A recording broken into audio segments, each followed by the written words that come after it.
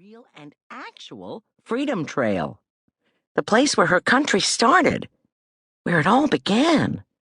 The American Revolution, the Declaration of Independence, freedom. Rare.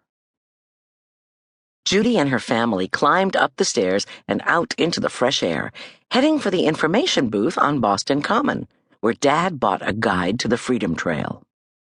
"Did you know there used to be cows right here in this park?" asked Stink. "It says so on that sign." "Welcome to Massachusetts," announced Judy. She cracked herself up. If Rocky or Frank Pearl were here, they'd crack up too. "Just think," Judy told Stink, "right now, this very minute, while I am about to follow in the footsteps of freedom, Mr. Todd is probably giving Class 3T a spelling test back in Virginia. 19 number 2 pencil erasers are being chewed right this very second." "You're lucky. I had to miss backwards shirt day today." "The trail starts right here at Boston Common," Dad said. "Can we go look at ducks?" asked Stink. "Or frogs? On the map there's a frog pond." "Stink, we're going on the Freedom Trail, not the Frog Trail." "What should we do first?" asked Mom. "Tea party! Boston Tea Party ship!" said Judy, jumping up and down. "We came all the way to Boston for a tea party?" asked Stink. "Not that kind of tea party," Mom said. "The people here first came over from England," said Dad, "because they wanted to have freedom from the king telling them what to do." "Dad, is this another LBS? Long, boring story?" asked Stink. "It's way not boring, Stink," said Judy.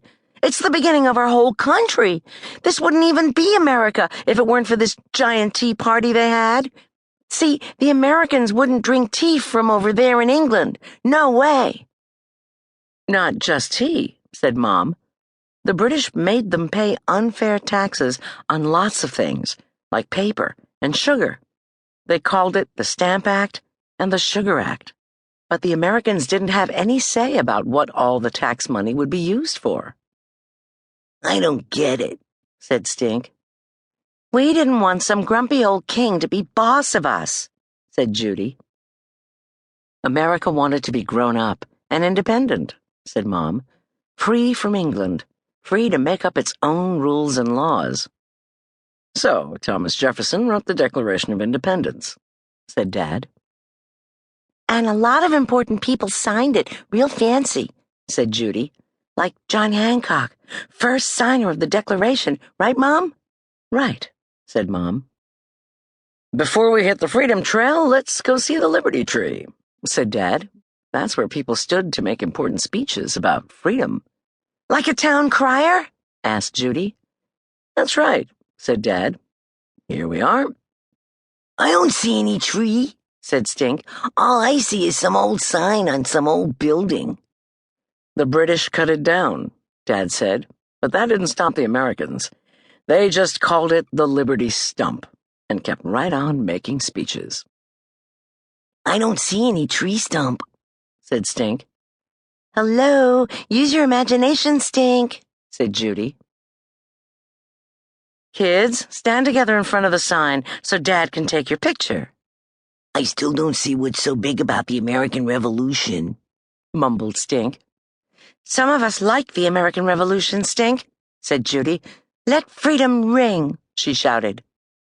Hair flew across her face. "Judy, I thought I asked you to use a brush this morning," Mom said. "I did use it," said Judy, "on that pink fuzzy pillow in our hotel room."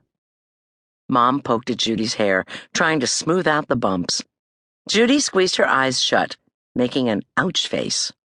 Dad snapped the picture. "Hear ye, hear ye," called Judy. "I, Judy Moody, hereby declare freedom from brushing my hair." "Then I declare it from brushing my teeth," said Stink. "Pew," said Judy, squinching up her nose. Dad snapped another picture. 3 worst things about Boston.